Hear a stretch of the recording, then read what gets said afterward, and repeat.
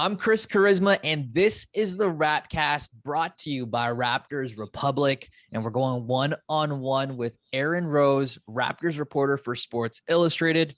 Find the show on YouTube, Apple Podcasts, and Spotify. Make sure you follow Raptors Republic on all socials. We're only a few nights away from the Raptors preseason opener, and more significantly, the team's first game back in Toronto since the pandemic. On this show, we're going to preview that very game against Philly, dive into the frenzy that was Media Day or Media Week, and of course, we'll be playing Can You Settle This For Us? But first, Aaron, this is the first time we've really gotten a chance to kind of formally speak or interact. I know we followed each other on Twitter quite some time ago, but again, we've never had a chance to speak one-on-one. So thank you for agreeing to come on the Rapcast. Thank you for having me. And you're right. It's an exciting time to be a Raptors reporter, and I'm sure a Raptors fan, as we are finally on the precipice of heading back to Scotiabank Arena for the first time in almost, I guess, 2 years now. Yeah, again, it's an exciting time for those following the team, fans of the team. It's good. It's good to be back in the city. Before we actually get into talking about the team, let's just talk about the fact that you took part in your first in-person Raptors media day. Just talk a little bit about what was that like for you? Well, it was very weird for me because I've been covering the team for, since the pandemic started. I actually signed my contract to cover the team the day Rudy Gobert tested positive for COVID. So I had these plans of coming home to Toronto and going to see the Lakers play the Raptors at Scotiabank Arena. Little did I know that in a few hours, our whole world would change basically forever. And the next time I'd see the Raptors play, they'd be in a bubble somewhere else, and I'd be watching from my couch at home. So it's been a weird, almost, I guess, 18 or 19 months since I started. But heading to in-person, as you said, my first in-person Raptors media day, it was great getting to meet the other reporters who I guess I know their voice. They know my voice from our time together on Zoom, but I had never really met them in person. I did get a chance to go down to Summer League and see my first in-person Raptors action down there.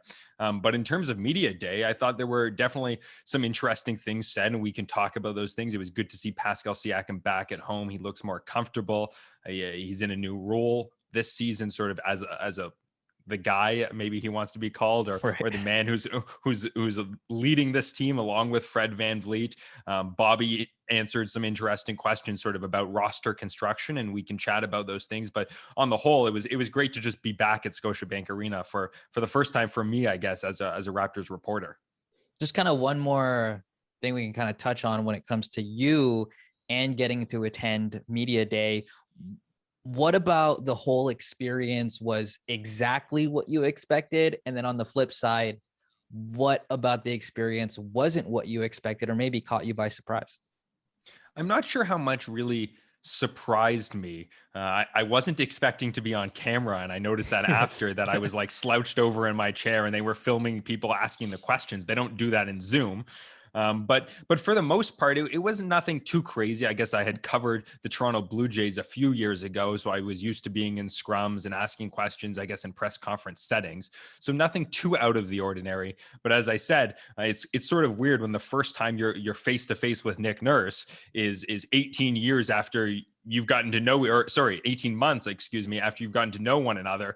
He knows my voice. I know his voice. We've chatted a whole bunch, but never face to face. So it was, again, weird to see these guys in person where you've had this sort of quasi relationship, but you still need to introduce yourself. Hey, I know who you are. You know who I am, but I'm Aaron Rose. Nice to meet you. Yeah, that is a very unique scenario, one that may probably, hopefully not happen again to future reporters covering the team.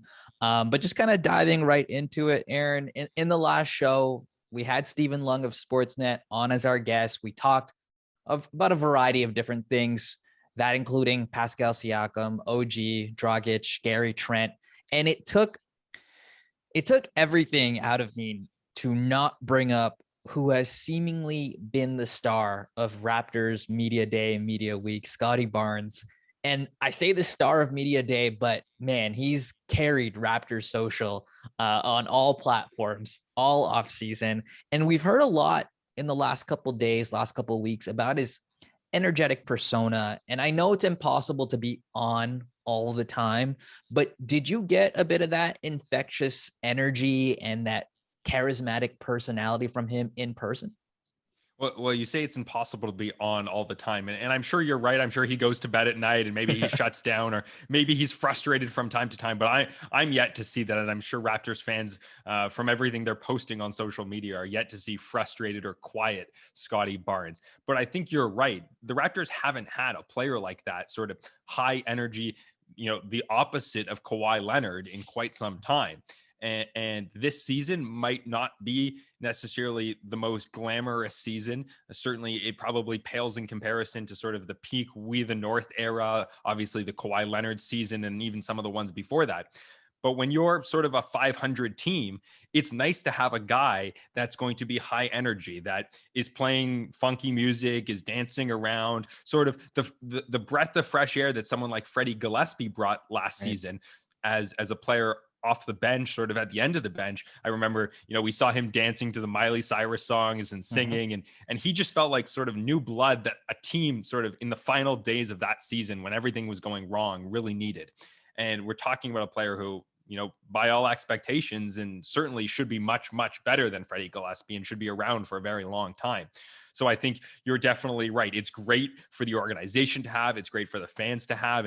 And obviously, him being a successful player is paramount and is the most important thing. But he's going to be able to energize the team. He seems like a great locker room player, and he certainly still has a ways to go as an NBA player. But there's certainly a lot of promise, and you can see what the Raptors liked in him coming out of the draft.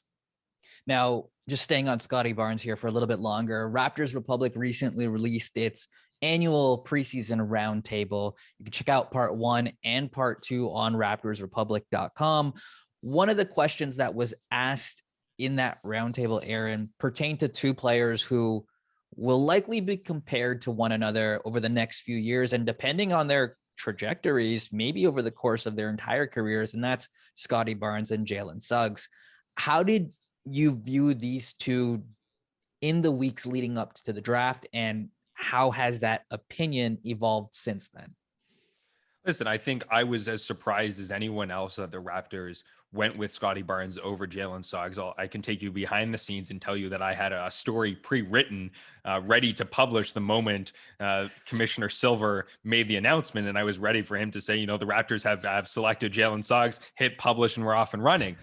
I had to do some scrambling work because that's obviously not the way it went. And to me, I thought Suggs was sort of more of a sure thing, and a player that by all accounts will be a very, very productive NBA player for many, many years. Looking back on it now, it's clear with the way the Raptors have filled out their roster over the summer, what they were looking to do. And learning more and talking to Nick Nurse more, it's clear how he sees the organization. So what do I mean by that? Is that the Raptors want a team that's full of 6'7", 6'8", 6'9" guys who can switch everything successfully. They don't want to just switch to switch, but they want to switch and be disruptive and have these crazy long arms. They want to look like an octopus out there, and they're going to spread their tentacles across the court and really disrupt defenses. And I sort of was joking with Nick Nurse today, and I said, have you ever met anyone whose shot you don't think you can fix? Do you think you can fix my shot? Yeah. And basically his answer was, he joked at first and said, like, no, I haven't come across anyone yet. But there's clearly a confidence he has that he can fix basically anyone's shot who's willing to work at it. And we know from everything we've seen so far, Scottie Barnes is a player who's going to put in the work. By all accounts, he has a great work ethic coming out of Florida State. He seems like a guy who's going to work hard with the Raptors. And if he's willing to put in the time, and again, he seems like it, Nick Nurse is the shooting guru. He literally wrote a book on shooting, and he's confident enough to make me a very good shooter. So Scottie Barnes has basically everything else as a player. He's a dynamic playmaker. He's fast in the in the full court. He's a great rebounder. He's a phenomenal defensive player. And maybe, I'm not going to put him on the Ben Simmons level of player quite yet, but maybe the difference between him and Ben Simmons is a willingness to learn to shoot. And if he can become a much better shooter than Ben Simmons, even if he's never quite as good as Ben Simmons in some of those other areas of the game, well, you're talking about a really, really special player if he can ever, accomplish those things that Nick Nurse is so good at teaching. Yeah, and I guess really that's just the first step for Scottie Barnes. We know he has the staff around him to take him to where he needs to go. And like you said, as long as he's a willing shooter and that evolves into becoming a viable shooter, for me, anywhere between 30 to 35% maybe in the first year. And I think we're laughing with Scottie Barnes. We've got Aaron Rose, Raptors reporter for SI. This is the Rapcast brought to you by Raptors Republic. Aaron, in preparation for this, I stumbled onto your TikTok account, and you've been really committed and consistent on there when it comes to that side of your content. I've enjoyed a lot of what you've put up there. Great stuff, very consistent, very entertaining. I love the voices you do as well in some of those videos. As everyone who uses TikTok understands and knows, it's a platform that lives on trends.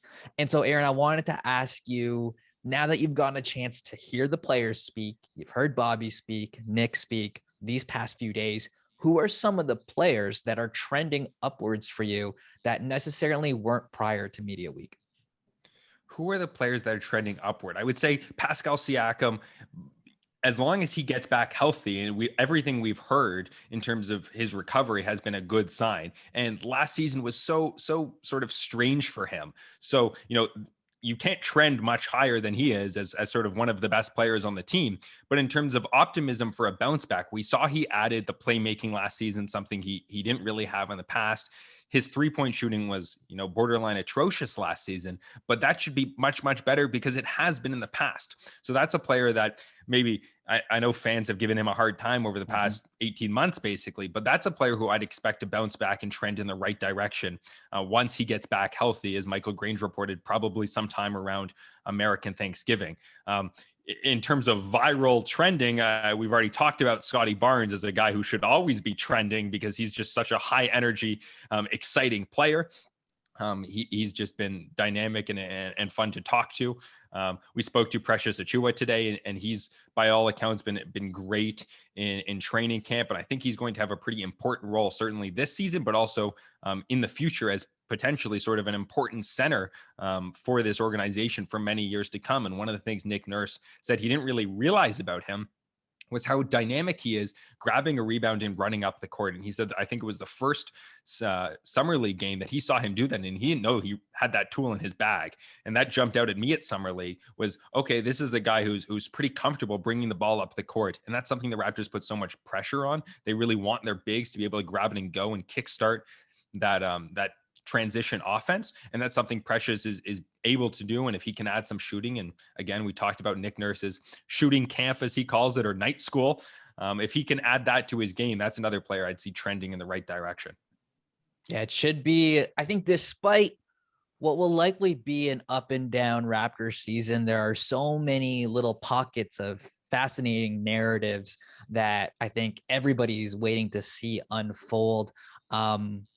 One narrative that I think every Raptors fan, reporter, follower has kind of latched themselves onto revolves around OG Anunoby. It's going to be a big year for him. Yesterday, you put out an article, which you guys can all check out on si.com, specifically diving into OG Anunoby and whether or not he can take that next step. But more noteworthy, your piece reminds Raptors fans that the improvement or lack of improvement that OG has this year will most likely set the table for the next era of Raptors basketball. Expectations are sky high right now for OG. Do you think those expectations are maybe a little too high? And if not, what do you think are some factors that could prevent OG from reaching some of those lofty goals fans have for him? Well, if the expectations are, he's going to be the next Kawhi Leonard, then that's pretty, outlandish because you don't see that kind of developmental curve very often. Mm-hmm. But that being said, prompted or unprompted at times, every time we've spoken to Nick Nurse, Masai Ujiri, or Bobby Webster, OG Anunoby's name has come up as a player that they're really optimistic about. I'm thinking back to Masai's press conference a little while ago, where I think he unprompted said he sees a very, very bright future for OG Anunoby. Now, we reporters know that that's something the fans want to hear about. So we'll ask those questions. What do you think of the future of OG? And they always, talk about how high those expectations are. So it's not just the fans who are putting on those high expectations for OG. It's the people within the organization who have seen everything he's doing this summer, who also are putting on those high expectations. So I have nothing to go from other than saying that they clearly think that he has, star potential in the future. And as you mentioned in that article, I put that he's a player that's really sort of pivotal. We know for the most part what Pascal Siakam is. We know what Fred VanVleet is, but this is a guy in OG Anunoby who's really entering his prime. He's so young, but he's also sort of a leader on this team. And he feels like he's been around for a little while, but I think he's 24 years old. He's entering a stage in his career where, if this group ever becomes a championship organization again, gets back to that peak of just a few seasons ago, it's going to be because OG developed into a real difference maker on both ends of the court. We already know he's sort of all NBA, all defensive caliber defensive player, maybe a defensive player of the year at some point in the future. But if he wants those accolades, it's going to have to come down to being a more offensively dynamic player. And at times he struggled with his offensive creation. I think it was DeMar DeRozan last season who said he used to have hands of cardboard and he couldn't dribble the ball. And we've seen him at times, dribbling the ball off his foot and sort of fumbling it away. But at times last season, and certainly after the trade deadline, when Norman Powell was traded away, the Raptors gave him the ball a little bit more. And he wasn't a superstar by any means, but he took steps forward. And I think with Pascal Siakam out to start the season, there's going to be even more on OG's plate. And he's going to have to learn from that. And we already talked about it. It might not be the most pretty season this year. There will be growing pains. And I would expect that from him as well. But as we've seen, you put those players in those situations where they can, learn from their mistakes and they have the ball in their hands. And hopefully next year, OG's, a real star candidate. And maybe those expectations are too high. But as we talked about, the organization's somewhat putting those expectations on him. So there might be some growing pains this year, but for the next couple of years, it should bode well for OG and then the future of this organization as a whole, with him sort of as one of a couple centerpieces. One more thought on OG before we move on to, can you settle this for us? In your piece for Sports Illustrated, you had a quote from Bobby Webster in that he's hoping OG is able to expand his offensive game without sacrificing any of what makes him very special defensively. For you, if you had to give a, early preseason kind of prediction, what are your expectations for OG numbers wise? And then as a follow-up question to that, do you think not having Pascal early on impacts OG's development positively or negatively? I think to answer your second question first, having Pascal sidelined for the first first few months, is going to impact him positively in the long run. Now, Raptors fans might get upset when he dribbles the ball off his foot a couple times in the first few games of the season, but hopefully he learns from those mistakes. He realizes where his feet are and he progresses, because he's going to be, we talked about being the guy, and that's something Pascal Siakam wants to be this season. But with Pascal Siakam not around, then OG and Fred VanVleet are sort of going to have to be that guy. And we've seen Fred do that, but he's not, in this day and age, you want to sort of have a wing who's that guy who can do sort of everything. And with OG's size, he's in a position where without Pascal, he's going to have to do that. So I think that bodes well for him down the road, even if there are growing pains this season. And you talked about the quote from Bobby Webster, making sure that OG improves offensively and doesn't give up that defensive intensity. And that at times, I think maybe has been a critique of Pascal Siakam, where he was a very, very good defender in his first few years and was sort of a rim runner who wasn't asked to do much on the offensive end of the court. But as his offensive skills improved and as he was asked to do more offensively, I think at times over the past 2 years, you could probably say his defense has come down a little bit. And that's something the Raptors, obviously, with both Pascal Siakam and OG Anunoby, that's something they don't want to see. They want you to improve your offensive game, and while keeping that defensive intensity at the same level. We haven't seen a drop off from OG, but we could, as he's asked to do more offensively. And that's somewhat understandable because you have to give so much energy on the offensive end. We've seen it with players like LeBron James even, but it's a lot to ask for, but something the Raptors are asking for from those guys. Now, in terms of OG's numbers over the season, in the first little while, you might have some of those empty stats games where the Raptors are losing, but because he's sort of the centerpiece of the team, he could put up some 20, 25 point, even 30 point per game. So we've seen him do that in the past when guys are out, when Norman Powell's out, when Kyle Lowry's sidelined, sometimes when Pascal Siakam's out, and he has to take on more of that role. But if he can be in that 20 point per game, even just below that 18 points per game for the course of the season with his defensive intensity, as long as his shooting numbers aren't tailing off, he's going to be asked to take more off the dribble shots as opposed to,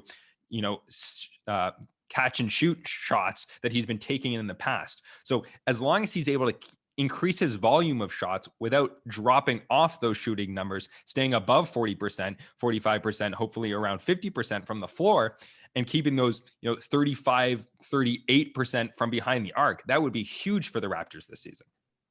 Yeah, I think for me personally, I can't decide yet whether or not I'm more excited about watching Scottie Barnes develop or OG develop all season long. It should be fun for Raptors fans, regardless of which direction it goes. And speaking of all season long, something we'll be doing, Aaron, on this show is a little segment called Can You Settle This For Us? I'm not sure if you saw or listened to the last episode, but I asked Stephen Lung of Sportsnet various questions that we know our listeners are bringing up in their private group chats, right? These are things that my buddies are arguing about whenever they come to hang out. These are questions that we see the community bring up on social. And as someone who covers the team professionally, you're going to help steer us in the right direction. So Hopefully, yes. First question comes from I'm Andy, who is a member of the Raptors Republic community, and he made a comment on the website after listening to the previous episode. He asked, why are Van Fleet, Siakam, and OG always referred to as that core three? And then he proceeded to initially suggest someone like Gary Trent Jr. as someone who should be added to that group. For me, I refer to those three as the core, as they have the tenure, right? They have that carryover experience from the 2019 championship run. But if there was one player on the roster you could add to that trio to make it a core four, is it Trent, Barnes, Precious, Malachi even? Aaron, can you settle this for us? Well, it's a complicated question because I guess it depends how you look at the core. Is it the core of the future, which could include Scottie Barnes as probably the highest potential of that group? So if you want to talk about the core for the future, it's probably Fred, Pascal, OG, and I'd probably put Scottie Barnes in there over Gary Trent Jr. But if you're talking about the leadership core, and as I wrote about in my piece recently, there was a meeting with Masai Ujiri with Pascal Siakam, Fred VanVleet, and OG Anunoby as sort of the leadership core of the group. Now, if you're talking about it like that, guys who have been in the system and know the system and have been around the league, you can either put Goran Dragic in that group because he's been around for a while and he's a leader, although we don't know how long he'll be with this organization long-term, or someone like Chris Boucher, who is an older player, has been in the organization for, I think he's going on his fourth year. So it's a complicated question because it depends how you look at the definition of core. But if you're looking long-term, I'd probably put my fourth guy as Scottie Barnes. If you're looking at leadership, I'd either put Dragic or Chris Boucher in that group. I like the direction you took with that, with the Dragic and Chris Boucher. I really like that. Let's do another one more. We're playing Can You Settle This With Us? With Sports Illustrated's Aaron Rose. One topic of interest during media day and on social has been the Raptors center rotation. It's been such a wild ride since Marc Gasol put on an absolute clinic during that championship run. We had Gasol unfortunately sputter in the bubble playoffs the following year. And then we moved to an awkward collection of bigs that included, Baines, Len, that evolved into Gillespie, now Birch. Obviously, we can throw in the aforementioned Boucher in there.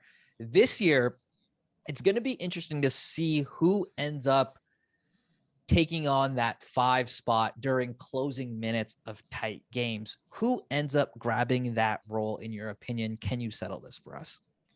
I would say, at least for the first little while, I would put Khem Birch in that position. He'll certainly, at least in my opinion, start as the team's starting center. Now, it'll depend on who the team is going up against. I think the Raptors will have a pretty stable starting rotation, but their closing unit could change night to night. So are they playing a team like Boston, who maybe has some undersized guys? I guess Al Horford's there, who has some size, but maybe they go smaller. We know they did that against Daniel Tice in the playoffs a few years ago, where you could see OG Anunoby as your starting center, if you want to look at it that way. I know the Raptors are going so positionless, they don't even want to use positions.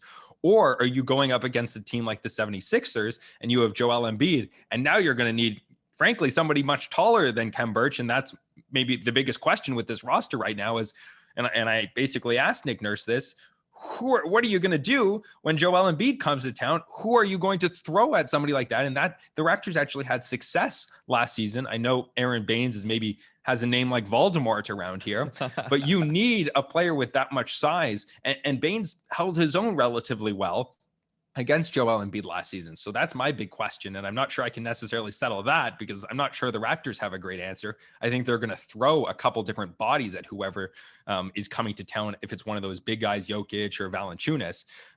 But if the Raptors are going to go small, I would put it as someone like Pascal Siakam or OG Anunoby, depending on how you look at that. If they're going to go big, I put Khem Birch now, and then maybe down the road, a couple seasons from now, somebody like Precious Achiuwa I could see taking over that spot.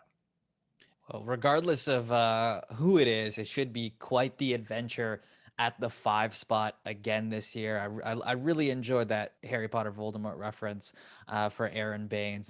Wild ride for him last season. Before we let you go, Aaron, we have to preview the Raptors preseason opener against the Philadelphia 76ers. Preseason is always a funky time because you either hate it and despise it, or you love it too much. I guess really the first thing is, what will you be on the lookout for, or what would you like to see from the Raps in this first game against Philly? Well, maybe not related to the Raptors, but is Ben Simmons going to be coming to Toronto? Because that's something, I guess, in the stadium I'll be looking out for. My understanding is probably not, but that's such a crazy situation right now for Philadelphia that I wonder if he'll be here, but it sounds like he won't be. As for what preseason things I'm looking for, it'll probably be that rotation and how the young guys look. It's sort of like summer league almost, but how are those young guys looking?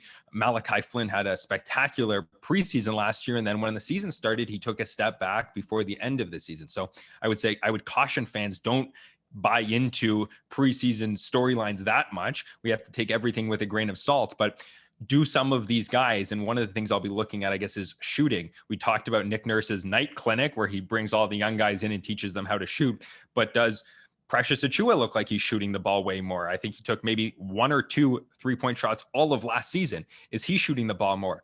How does Scottie Barnes look shooting the ball more? Does he look more confident? Is he shooting up in that, you mentioned that 35 range? That would be a great number for him as a rookie season. So those things don't change too much in the regular season. Obviously, you have guys closing out quicker, but I'd be looking at how these guys are shooting and how Nick Nurse looks at the rotation. We might get some hints as to the roster construction in terms of who's going to be making it out of those final 6 guys, but also up front, does he want to run the 2 guard set with Dragic and Fred VanVleet to start games, or does he want to go with Dragic off the bench and somebody like Gary Trent Jr. for a little bit more sort of shooting? There are a couple different storylines, and those I think are the ones that jump out at me that I'll be following for the preseason opener.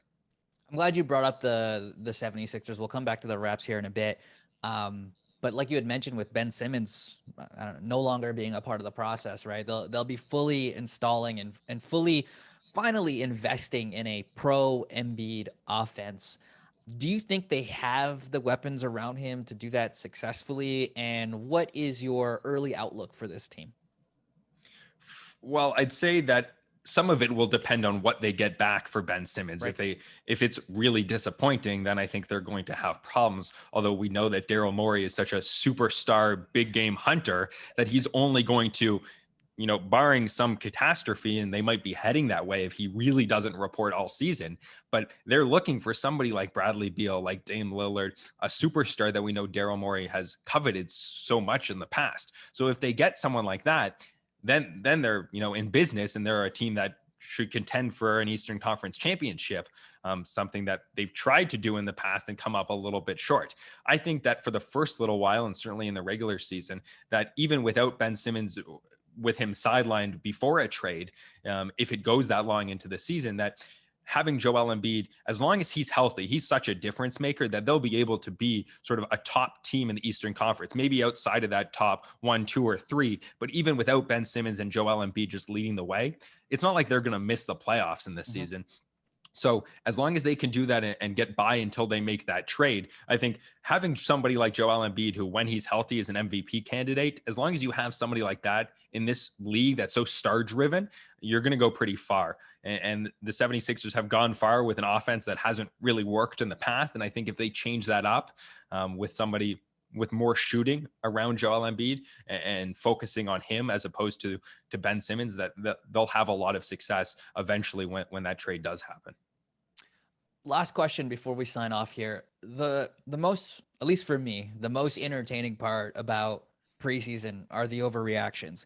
If you had to make a fun and playful prediction after this first game against Philly, what do you think will be the most likely positive overreaction, and what do you think could end up being the most likely negative overreaction?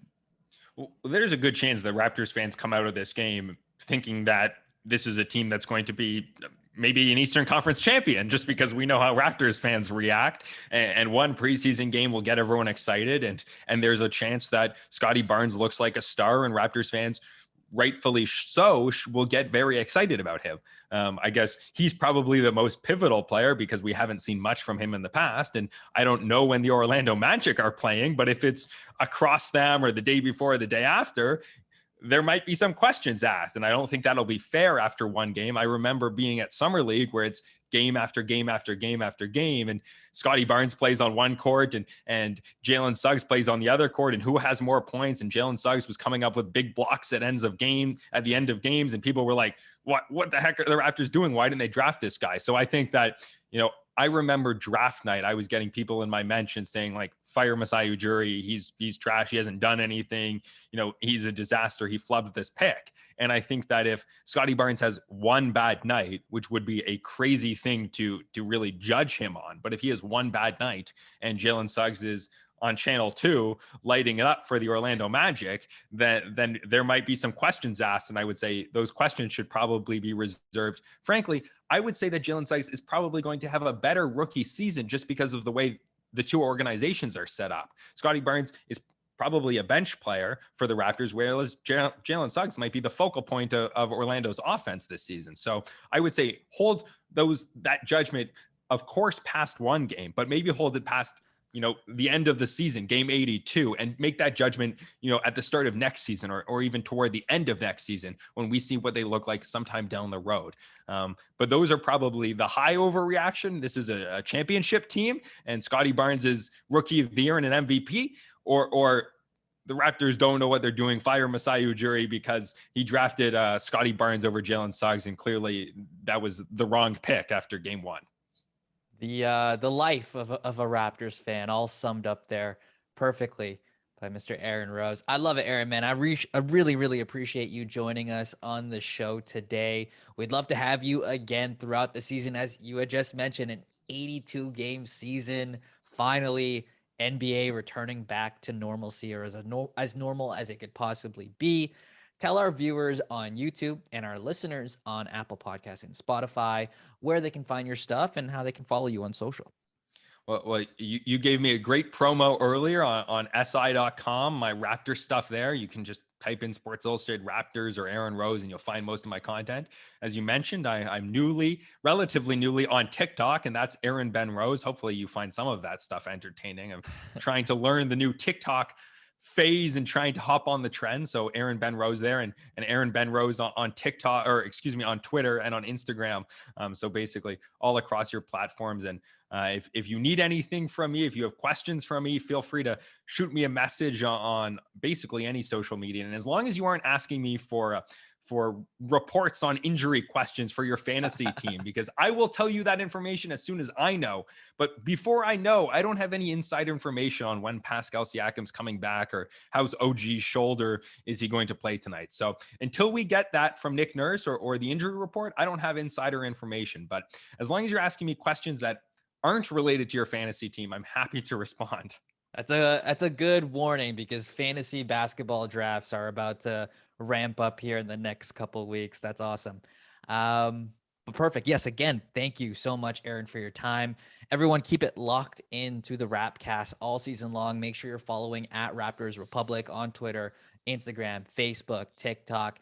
And if you thought the show had, immaculate vibes, leave a like and subscribe on the platform of your choice. You can also interact with the community on raptorsrepublic.com. On behalf of Sports Illustrated's Aaron Rose, I'm Kris Cuaresma, and this was the Rapcast. Thanks for hanging out, and we'll talk again next time.